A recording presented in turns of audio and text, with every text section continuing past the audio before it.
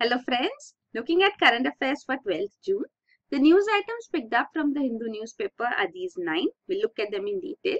The first one, GST Council cuts rates for 66 items. So this is the decision taken at the latest meeting of the GST Council. So the GST rates have been brought down for these items because requests were brought forth before the GST Council, though not all demands have been fulfilled. The gist of it is provided here. But before that, we should know the GST rates. Just a quick recap. So the GST rates, tax slabs which had been decided under GST were 0%. So 0 rated goods would be exempted from GST. Then second slab is 5%, 12%, 18%, 28% and also 28% plus cess is the last category. And here this is the maximum rate, 28% GST rate plus the cess is also different for different commodities. So cess percentage is also different. So that there are not just these 6 slabs. Also later it has been decided that gold, diamond, these would be put in the 3% category. So the GST rate on them would be 3%. So you don't need to have a count of the number of slabs or number of different rates of GST, but just an idea about it is here. Also, the GST is going to subsume various types of taxes. So this is also shown here, like lottery tax, state VAT, central sales tax, central excise duty, even entertainment tax, additional excise, countervailing duties, etc. will all come under the GST. So this is it. And these were the rates decided. So the GST rates for various goods, which category would they come under, means which slab would they go into, had been decided. So this was done in May 2017. So here you can see the exempted categories: milk, cereals, unpackaged and unbranded cereals, jaggery, etc. were under this exempt category. So they stay in this exempt category. Then comes the 5% tax slab. The 5% is missing here. So this is edible oil, tea, coffee, sugar, etc. Then 12%, 18%, you can see 28% is there for luxury cars, aerated beverages. So the recent changes which have been made, you can see, is that the rates for movie tickets. So for movie tickets, the GST taxation slab was 28%. So this has been brought down to 18% for those tickets costing 100 rupees or less. But for those costing 100 rupees or more, GST rate remains 28%. Then cashew nuts, you can see, packaged foods, the taxation rates have been brought down for insulin, tractor components. Children coloring books were under a 12% tax slab. Now they have come down to 0. There will be no GST tax on them. And some demands which have not been accepted were on hybrid cars. So hybrid cars come under the highest category of 28% GST and also a cess, and cess on this is 15%. So hybrid cars are cars which run on petrol, diesel, also the traditional fuels plus also electric. So they can run on electricity too. So these hybrid cars actually are to be promoted. The government promotes reduction in dependence on fuel. So this is hybrid cars promoting this, but then the taxation is otherwise. So there were demands to reduce taxation on them, but that has not been accepted. Even telecom service remains at 18%. Sanitary napkins are at 12%. So this is it. Then these were the rates on services also, which had been decided in May itself. And another item which is there, another decision which has been taken here, apart from the reduction in taxation rates, is regarding increasing the threshold limit for composition scheme. So this composition scheme has been proposed under GST. So this is applicable for small businesses. So small businesses will have difficulty in complying with various requirements of GST. So for that purpose, there's a tax at a rate of 1% for trading communities under this composition scheme, 2% for manufacturing and 5% for restaurants. So they will not have to adhere to the requirements as such under GST to maintain the records as such too. So this is also a provision. So this composition scheme's threshold has been increased. Earlier, the annual turnover limit which was there for eligibility to composition scheme was up to rupees 50 lakh. Now it has been increased to rupees 75 lakh. So more small businesses would come under this composition scheme. So this is there. Then next is Maharashtra to waive farm loans. So the Maharashtra government had its high-powered committee meeting and it was decided that farm loan waiver would be provided to the farmers, as has been the demand of the protesting farmers here. So here this will be after 10 days now, after the farmers strike went on, the total outstanding crop loan in that state is 1.34 lakh crores. So for small farmers with small land holdings, that is up to 5 acres of land, their loans have been waived off with immediate effect. But then for others, farmers, what will be the farm loan waiver? How much would be the loan waiver provided? Who would be eligible? This all would be decided later. So there will be a committee set up, a joint committee, and that would decide all these criteria. So joint committee of farmers representatives and government officials will do this. So this you can see is the decision taken. Also another decision on milk.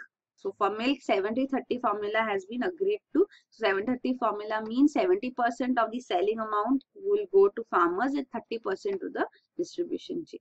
So this is the decision taken here. The next is government proposes NEET-like exam for judge posts. So the government has proposed to the Supreme Court that for appointment to lower judiciary, a NEET-like examination can be conducted.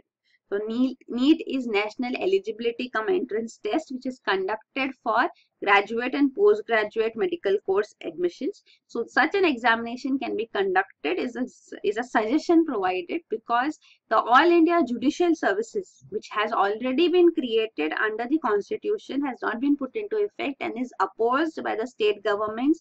The state high courts also say that it is taking away their domain, the power domain which they have over these appointments. So this is the opposition. That's why this suggestion has come forth. It has also proposed, the government says that UPSC can conduct such an examination to recruit judicial officers. So this is just a suggestion. Subordinate courts has a huge amount of vacancies. There are around 4,452 judges vacancies in subordinate courts. So these need to be filled. Total sanction strength is around 20,502, out of which 16,050 are actually in appointments in place. This is regarding the All India Judicial Services. So this was first suggested in the Chief Justice's Conference in 1961. So this was a suggestion put forth to remove the scope of judicial intervention by judiciary and executive also. So these appointments of judiciary should take place in such a way that All India Judicial Services is appointed. But then this idea was not to the liking of states and also high courts. Many high courts opposed it. So that is why this could not be put into effect, though the constitution was amended in 1977 to provide for All India services. So Article 312 mentions about All India Judicial Services. So this is there. So here you can see the proposal was again picked up in 2012. A draft bill was also finalized, but it would not go ahead because of opposition from High Court Chief Justices who said this is infringement of their rights. The next is Satyarthi backs new child labor law. So this is regarding the Child Labor Prohibition and Regulation Amendment Act of 2016. So this amendment was criticized by this Nobel Peace Prize laureate Mr. Kailash Satyarthi, who won the Nobel Peace Prize in 2014 for his work for child rights.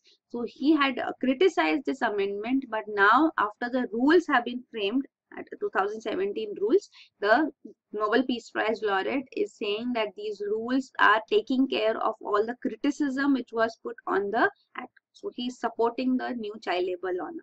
So even the International Labour Organization, United Nations Children's Emergency Fund, UNICEF, ILO had also criticized the government for the concerns raised in this Child Labour Prohibition and Regulation Amendment Act. So two key provisions which were criticized were, one, that it had provided for children to work in family enterprises. So this was one, and second was the number of hazardous occupations in the act were reduced from 83 to 3. But then what it provided for is that children under the age of 14 were not to be employed in any hazardous enterprises too, though the original act, Child Labor Act of 1986, allows children to be employed but not in hazardous. But here employment as such till 14 years of age is completely prohibited under this amendment. But the new category which has been formulated is adolescents. So from 14 to 18 years of age, children, they can work in non-hazardous occupations and assist their families in businesses after school hours. So this was there. So family enterprises assistance was allowed, but now the notification is clarifying this, that family enterprises help can be done by children only after school hours, and they cannot help between 7 p.m. and 8 a.m. means till night in early morning. That is not the time when they can have do any work. And also there are specific conditions laid out about when it will be possible and how they can help their families. So this is making the rules notified, making the amendment clearer. So this is there. Now the government has also decided to ratify the convention, ILO conventions which are there on child labor. So this is also praised by Mr. Kailash Satyarthi. So here you can see the amendments which were put forth. So amendment prohibited employment of children up to 14 years of age except in entertainment and home enterprises. So in the entertainment sector, entertainment, sports industry activities was also allowed. So this is there, but not in school, non-school hours, but only non-school hours and without a subordinate relationship of work and live. So this was one amendment, and second amendment was regarding the punishment too. So punishments have also been made stricter under the amendment. So jail term up to 6 years and 2 years, 6 months to 2 years, and fine for first offense, and then for second time offender the jail term also increases. This new category was formed, as I said, adolescents from 14 to 18.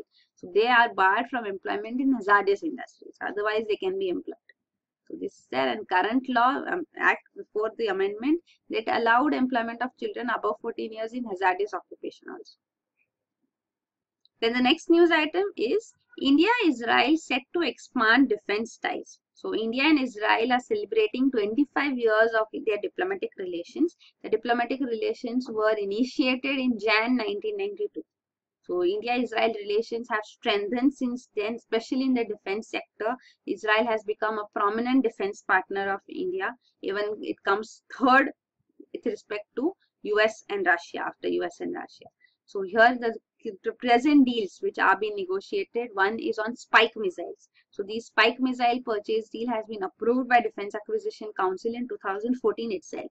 But then negotiations are still running through because of the cost concern and the technology transfer aspect. So there are around 8,000 plus missiles which would be procured, 300 plus launchers along with technology transfer, and the deal is worth around 3,200 crores.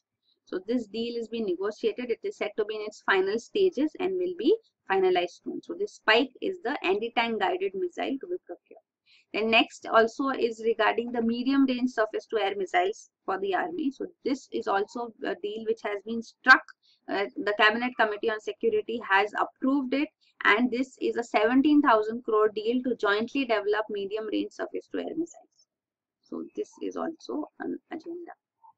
So, but one thing which has been clarified is before the present visit is that the relations between India and Israel are not only defense oriented. So this you can see the visit will also not be defense oriented.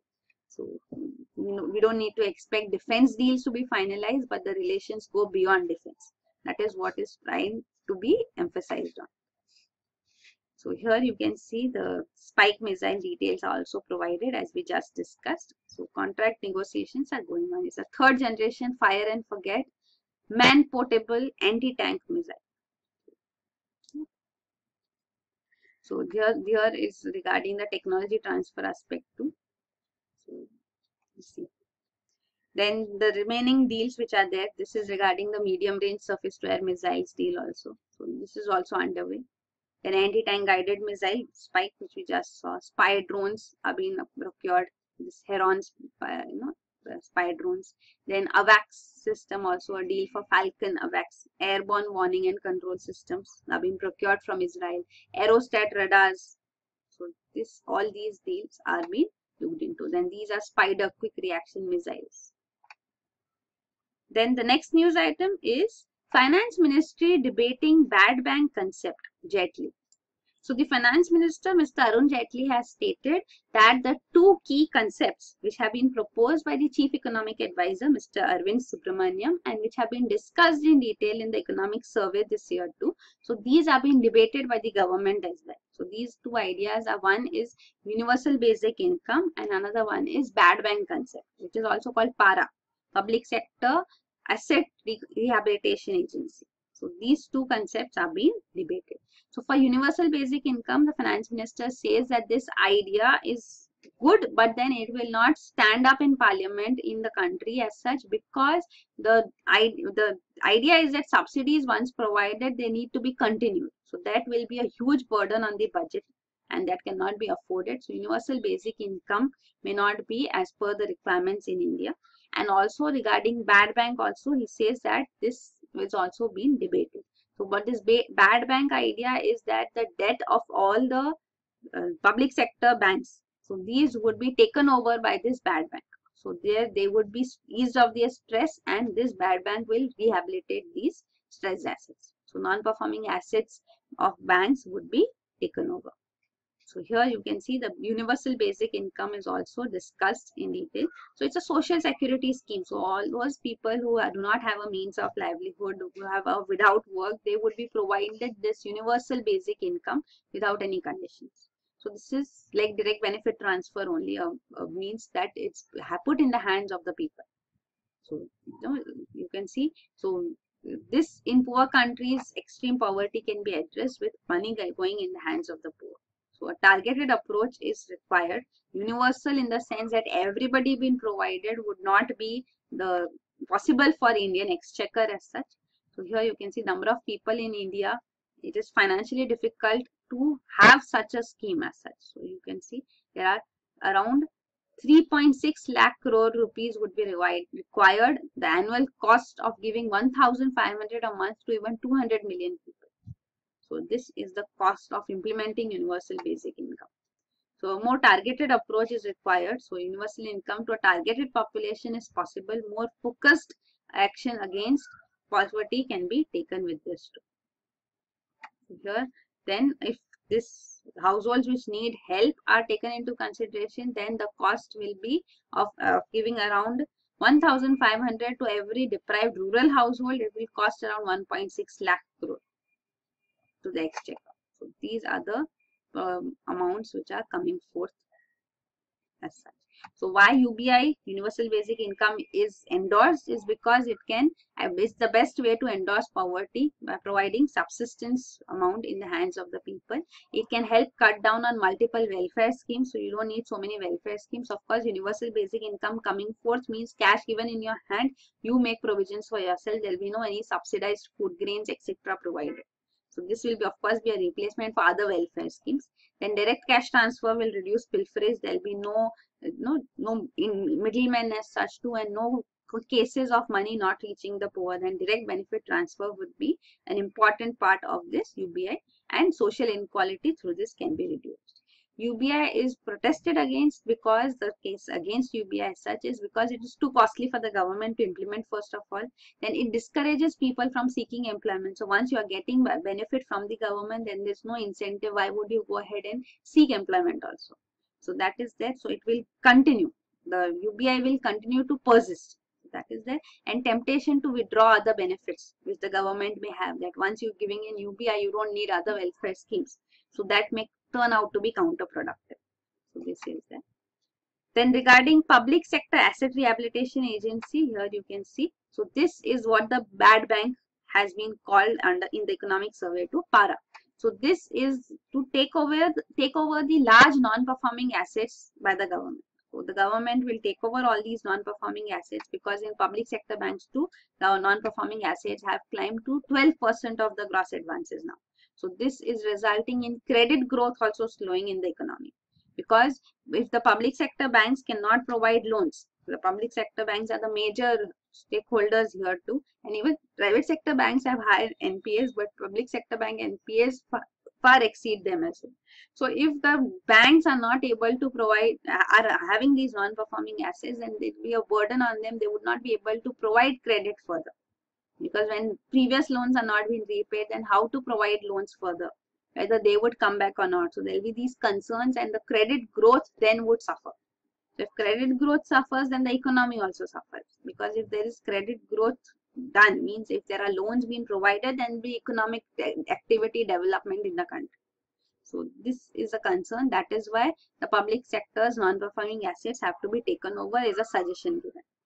So here you can see. So all those non-performing assets, the toughest of them, will be taken over, and they would be rehabilitated. So this is public sector asset rehabilitation agency. So how can they be made viable? Non-performing assets being made viable, it will be looked into. So of course funding, it would be expensive for the government. So partly funding will come from government. It may issue securities and provide funding for it. Also funding can come from the capital market. If private entities take the equity in the para, so if they have a stake in this asset rehabilitation agency, then the private sector can also provide funding for this initiative. Here you can see how para would work. So it would purchase specified loans, non-performing assets from banks, and then they would convert these debts to equity and auction it. They can also, the shareholders in the stressed enterprises may lead to lose the equity as well. That step can be taken. Government can recapitalize public sector banks once the loans are off their books. So once the loans are off, then their over-indebted enterprises will also be able to focus on operations once indebtedness is resolved, and also public sector banks will be able to provide loans, and the economy would function effectively then. So this is the So such bad bank concept is not something new which has been proposed in the country. Its first such bad bank was established in US in 1988. So this was dissolved in 1995 after repaying the bondholders then. And some other banks, such bad banks, are there in various countries. You can see in Europe and also in Nigeria, in Africa.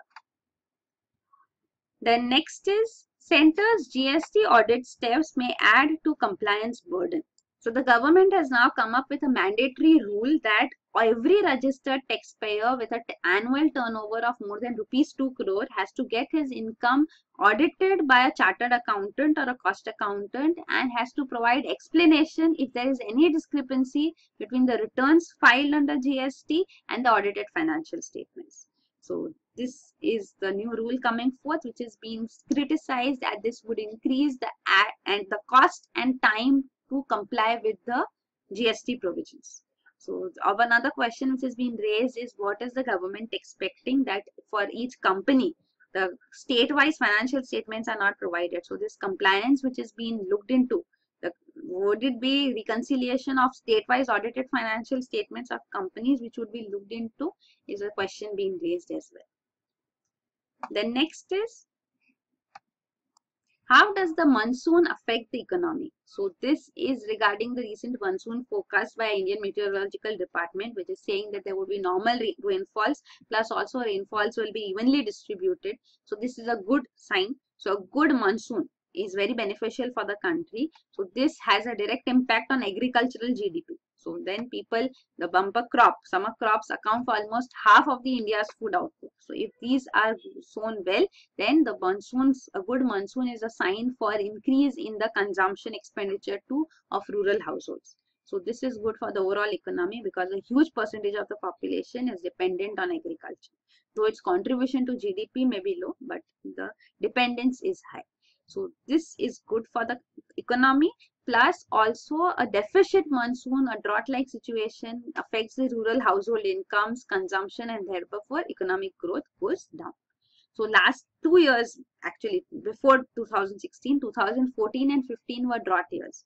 2016 was a good monsoon, but then the demonetization is stated to have resulted in the benefit of good monsoon not going ahead, because the rural household incomes, money in the hands of the poor people here, were restricted because of demonetization, and the consequences were seen.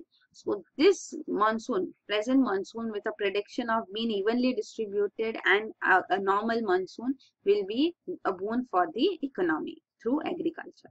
So this is being stated. And the last news item is, climate change may cause more rainfall in the tropics. So this is through a study by NASA that this warning is given that amount of rainfall in Earth's tropical regions will significantly increase if the planet continues to warm. So many global climate models have underestimated the decrease in high clouds over the tropics. But the recent NASA observations have been done through even the spaceborne series of NASA, that is clouds and Earth's radiant energy system. So observations of thermal radiations from here as well as ground level observations have been used. Observations over the last 30 to 40 years have shown this response, that the high clouds over the tropics are reducing. So these high clouds are not the clouds which cause rain. So these high clouds as such reducing is significant because high altitude tropical clouds trap heat in the atmosphere. So if there are fewer of these clouds in the tropical atmosphere above is cool. So this cooling which is there is balanced by the heating through the rainfall. So tropical rainfall, another point which is stated in this study is also that rainfall generally is understood to have a cooling effect. But then rainfall causes warming of the air in this upper atmosphere. So this warming takes place because when the evaporation is taking place, water vapors reach up. So water evaporates into water vapor on the Earth's surface and rises in the atmosphere. So when it rises up in the atmosphere, the heat energy that made it evaporate is also with it, and the cold upper atmosphere, when water vapor condenses into liquid droplets, this heat is released and the atmosphere up there is warmed. So this effect which is there, so this is going to result in increased tropical rainfall there. So this is the study which has been undertaken and suggested here. So this is the heat budget as such shown too. So here you can see heat budget, Earth's energy budget basically means that incoming solar energy will be same as the outgoing radiation. So incoming solar radiations are shortwave radiations, out of which you can see 51% is absorbed by land and ocean. Then a part of it is reflected by atmosphere itself, by clouds and by the Earth's surface also. And whatever is absorbed, here you can see absorbed by atmosphere, clouds and the land and oceans, this is then released back. So this radiates back to the space in the form of long radiations. So these are infrared long radiations which are radiated back. So this incoming and outgoing is balanced. The percentage is such, it is shown, this denotes the Earth's energy budget. This is there. So these are the news items. Thank you.